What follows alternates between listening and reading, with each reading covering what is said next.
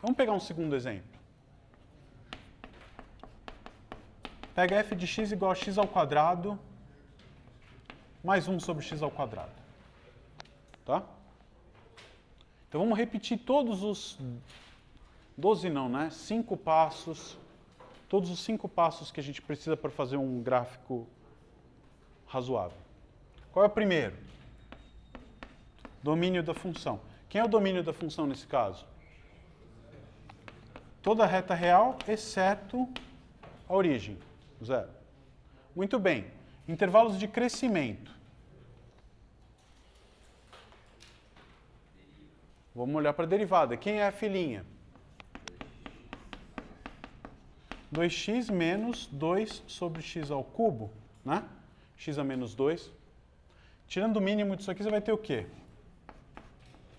X ao cubo, 2x à quarta menos 2. Vamos tentar analisar o sinal disso e tem que tomar um cuidado agora. Por quê? Porque o denominador troca de sinal, tá? Então, quais são os pontos relevantes para o estudo do sinal da primeira derivada?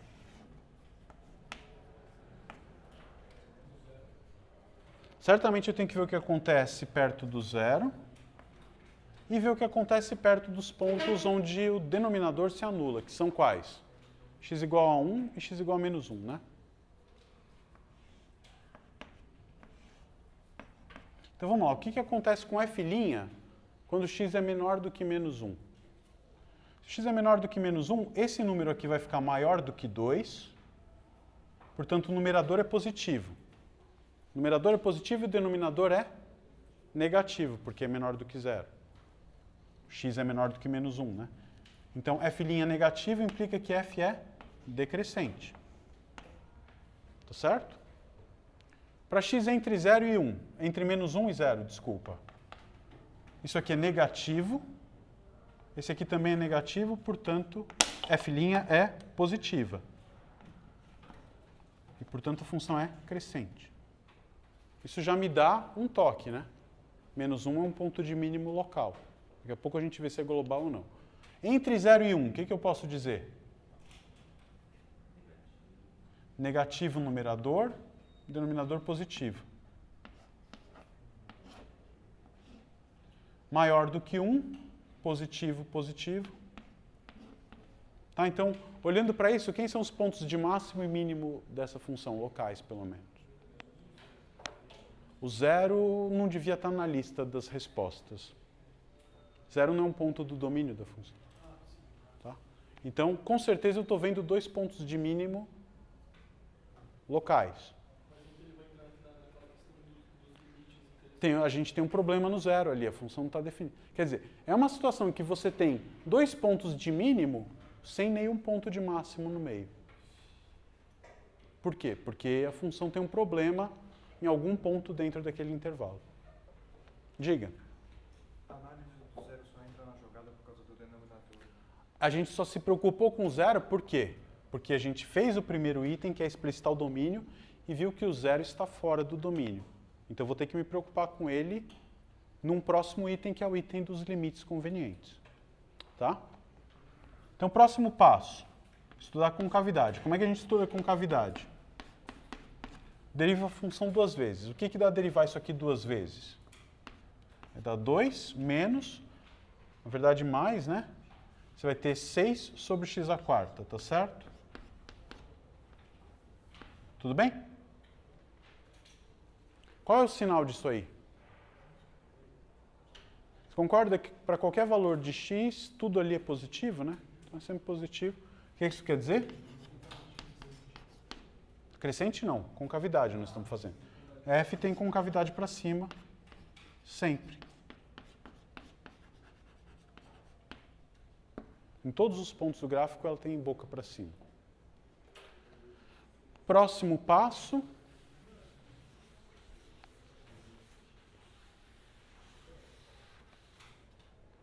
Próximo passo, limites convenientes. Quais são os limites importantes aí?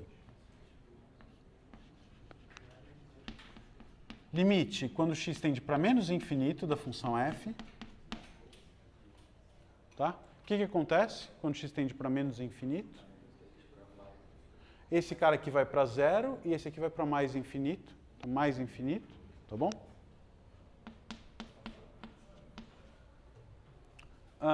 Limite quando x tende para mais infinito. Mesma coisa.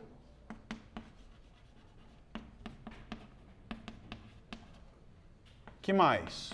Quais são os outros pontos interessantes que apareceram no domínio da função? Os limites laterais no zero. Quero ver o que acontece com a função ali perto. Tá bom? Quanto que dá o limite quando x tende para zero? Pela direita, pela esquerda, tanto vai fazer, né? Porque está ao quadrado. Tendendo para zero. Isso aqui vai para zero, isso aqui vai para mais infinito. Então é tudo igual a mais infinito.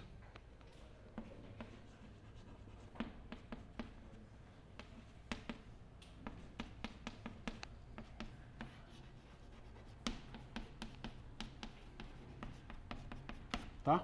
Todo mundo é igual a mais infinito. Aí. Claro? O que mais que falta? Intersecção com os eixos. Quando que essa função corta o eixo y? Eu teria que descobrir o valor dela no zero. Posso calcular? Não pode. Então, não corta o eixo y. Quando que isso aqui corta o eixo x? Ou seja, quando que isso aqui é igual a zero? Isso aí vai ser igual a zero, equivale a dizer que x à quarta é igual a menos 1. Nunca. Tá? Então, essa função não corta os eixos.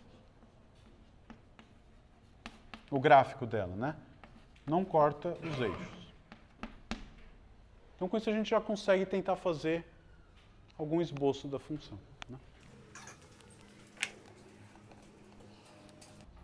Vamos lá, quais são os pontos importantes que apareceram? Menos 1, 0 e 1, né? Só. O 0 eu vou botar com uma bolinha aberta assim para lembrar que ele é um ponto que está fora do domínio da função, tá bom? O que a gente pode fazer? Como é que é esse gráfico? Quanto que vale a função no ponto menos 1 e 1? Quando x for igual a menos 1 ou 1, o valor é o mesmo e é igual a 2, né? Vou estragar um pouquinho a escala, tá? Então, esses dois pontos eu tenho aqui.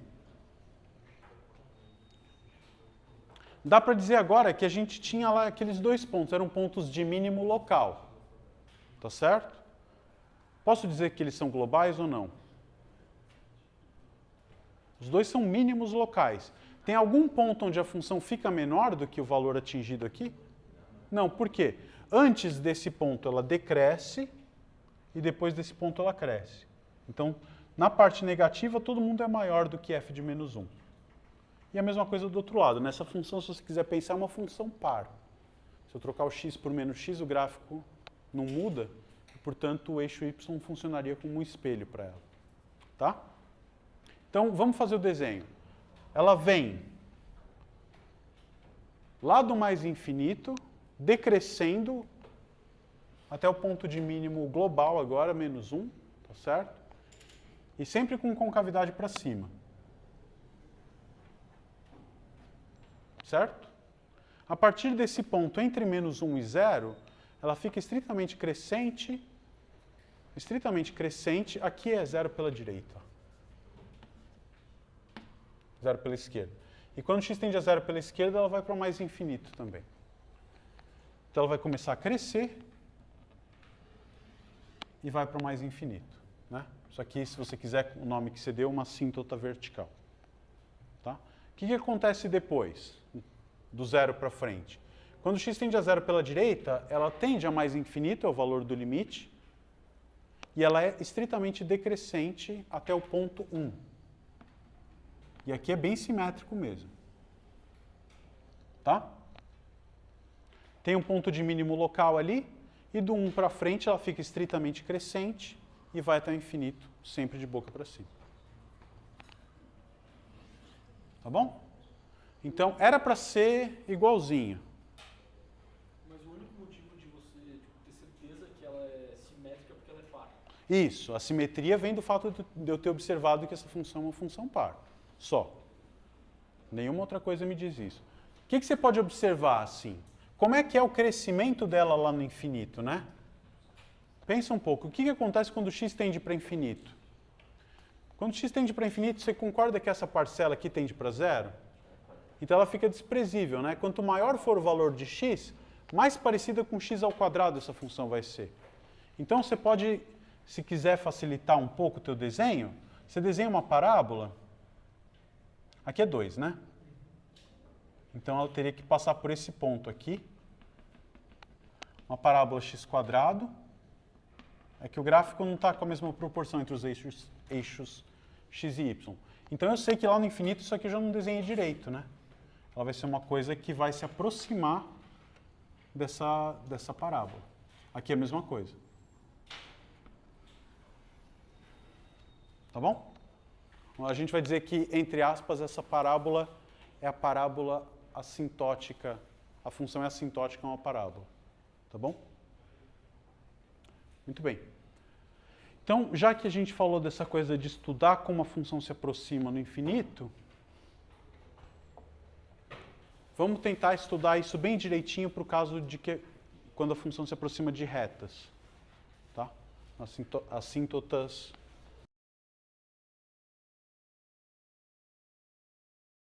Não. Esses valores aqui não são da derivada, são da própria função. Tá?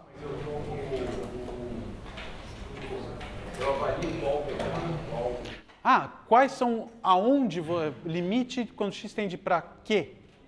Tá? Para quais pontos é importante olhar para o limite? Eles vão vir do primeiro item aqui, tá? Quais são os pontos importantes? São os pontos onde a f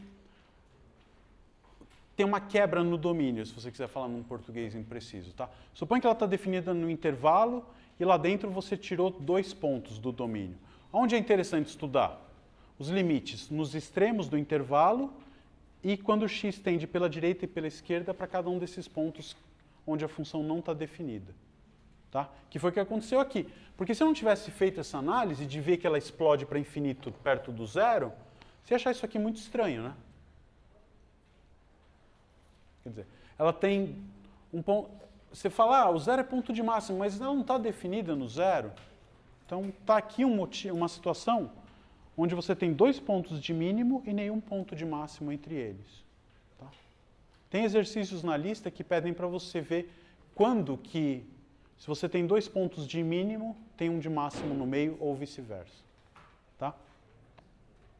Então, tem que olhar esses pontos e os extremos do intervalo que a função está definida. Né? No caso, como ela está definida em toda a reta, você vai olhar menos infinito e mais infinito. Tá bom? Olhar outros pontos que pode ser interessante também, por exemplo, você pode ter um ponto onde a função está definida e ela não é derivável naquele ponto. Tem um bico no gráfico. Você pode querer olhar o que acontece com a derivada quando x se aproxima daquele ponto. Para tentar estudar como é que é o formato desse bico, como é que ela vai formar esse bico aí. Tá? Mais fechadinho, mais aberto. Se vai ser por cima e o outro por baixo, se a derivada por um lado é positiva e pelo outro é negativa, pode acontecer, né? Pode ter um... A gente sempre pensa assim, mas podia ser uma coisa desse jeito. Aqui negativo, aqui positivo, os 2 negativos. Tá? Tem que ver o que pode acontecer. As derivadas dos 2 lados vão ser maiores, porque em módulo o coeficiente angular é maior. Tá bom? Vamos falar das assíntotas? Ah, então, primeiro dizer o que é, né? Diga. Se a segunda derivada é sempre positiva e ela não tende para infinito? Não. Tá? Eu acho que também é um exercício da lista para provar. Se a segunda... Acho que precisa pôr hipótese de continuidade em alguma coisa aí. Tá? A f' precisa ser contínua. Se a f duas linhas é sempre positiva, ela vai ter que tender para infinito. Com a segunda derivada negativa, tem exemplos, né? Função estritamente crescente com a segunda derivada negativa que não tende para infinito, o arco tangente. O arco tangente é estritamente crescente e tem concavidade para baixo no infinito. Tá? Você pode usar isso aqui se você quiser para provar esse resultado. Tá? Então vamos lá. Y igual a ax mais b, uma reta, portanto, a equação de uma reta. Eu vou dizer que a assíntota de f em mais infinito, tá? Uma assíntota no ponto mais infinito, entre aspas, se acontecer a seguinte coisa. Se o limite, quando x tende para mais infinito de f de x, menos ax mais b é igual a zero. Tá? O que isso quer dizer? Que quanto maior for o x, a diferença entre o valor da função e o valor dessa reta fica cada vez mais próximo de zero. Ou seja, se você esboçar os dois gráficos, quanto maior for o valor de x, mais próximo da reta ax mais b, o gráfico da f vai ficar. Tá claro? Do mesmo modo, você define o que é uma assíntota no menos infinito, né? Quando que x vai ser uma assíntota no menos infinito? Quando tiver uma equação de primeiro grau, uma equação de uma reta, do qual a função se aproxima. Tá? A pergunta natural é, como é que você descobre os valores de a e b quando eles existem, né? Então, como determinar a e b? A conta é relativamente simples. Se você tem que y igual a x mais b é uma assíntota, você sabe isso. Né? Isso quer dizer que a x mais b é uma assíntota de f. Se isso é verdade, você concorda que dividir isso aqui por x, o limite também vai ser zero? Tá? Então, estou pensando numa assíntota no mais infinito. Por que isso é verdade? Ó, eu tenho uma coisa que tende para zero. Botei ela no numerador, com o denominador tendendo para infinito, né? Então, se o numerador tende para zero e o denominador tende para infinito, quanto que vai dar o limite? Vai tender para zero com mais gosto ainda do que esse, né, entre aspas. Vai para zero mais rápido. Agora manipula um pouco essa expressão. Isso aqui você pode escrever como sendo limite. Quando x tende para mais infinito, de f de x sobre x, menos a, menos b sobre x, dando zero. Tá? Então eu tenho que todo esse limite vale zero. O que isso quer dizer? Pensa que isso aqui é uma parcela, isso aqui é outra. Se o limite esse aqui tem limite, essa parcela? Para quanto que tem de b sobre x quando x vai para infinito? B é um número. Esse cara aqui tende para zero. Se esse cara tende para zero e o limite todo existe, então essa outra parcela tem que existir também, né? Se você tem limite de f mais g existe e o limite da g existe, então da f também tem que existir. Lembra? Não pode ter um que existe somado com um não existente. Tá? Então, como esse vai para zero e o resultado é zero, esse aqui tem que tender para zero também. Tá? Agora, se esse cara aqui tende para zero e esse número a é uma constante, ele pula fora do limite. Tá? Então, quem que tem que ser o número a? É o limite quando x tende para mais infinito de f de x sobre x. Tá? Então, se existir uma assíntota, eu sei determinar o coeficiente angular dela. É o limite no infinito de f de x sobre x. Tá? E se eu sei determinar o valor de a, eu sei esse número. Como é que eu descubro o b? Jogo um número aqui e calculo esse limite. O b vai ser igual a isso. Tá? E, portanto, o b vai ser igual ao limite, quando x tende para mais infinito, de f de x menos ax. Tá? Então, qual que é o algoritmo para você descobrir se tem uma assíntota? Calcula o coeficiente angular. Se ele existir, você calcula o coeficiente linear. Se os dois existirem, tem assíntota. Se não, não. Mas, por exemplo, se você tem uma assíntota Vertical. Essa não tem coeficiente angular. Então, ela não é uma assíntota dessa forma. Não, o que é uma assíntota vertical? Quer dizer que a função tende para infinito naquele ponto. Então, você já vai detectar ele com o item 1 lá. É um ponto onde eu vou querer calcular os limites laterais. Tá bom? Se você quisesse descobrir uma assíntota de segunda ordem. Tudo bem, você vai ter um ax² mais bx mais c. Faz essa conta, o que você acha que você vai ter que fazer para isolar o a? dividir por x². Aí uma vez que você já descobriu o a, você joga na função, divide por x, descobre o b. Descobriu o a e o b, faz uma conta desse tipo para descobrir o c. Você consegue descobrir se existe um polinômio de qualquer grau do qual a função se aproxima no infinito. Tá? Só a título de curiosidade, como é que você pode interpretar esse número a aqui? Ó? Você concorda que a f tende para infinito? X tende para infinito. Se as duas são deriváveis, é um infinito sobre infinito, eu podia usar o L'Hopital, né? Então, se o limite existe, o que eu posso dizer? Que o número a é o limite da f' dividido por 1. Ou seja, o coeficiente angular é o limite da f'. Então, qual que é o coeficiente angular da assíntota? O limite dos coeficientes angulares da função. Tá? Pergunta? Você vai ter que fazer isso para mais infinito e para menos? Para menos infinito. Sim, porque não tem nenhuma obrigação. A pergunta dele é, eu preciso calcular a assíntota no mais infinito e no menos infinito? Sim. Por quê? Não tem nenhuma obrigação que a função tenha a mesma, vá para infinito e do mesmo jeito dos dois lados, né? Você pode ter uma função com um comportamento assim, né? Você tem uma certa reta aqui, aí ela tende para infinito desse jeito, e aqui, por exemplo, ela tem uma assíntota horizontal, né? Ou uma coisa assim até. Tá? Então, a assíntota no menos infinito vai ter A negativo e a outra vai ter A positivo. Tá? E o B pode variar também, claro. Tá? Então, quando for estudar assíntota, você precisa olhar nas duas pontas do gráfico. Tá? Então, a gente se vê na próxima aula. Vamos fazer uns exemplos de determinação de assíntotas. Tá bem? Tchau, tchau. Tchau.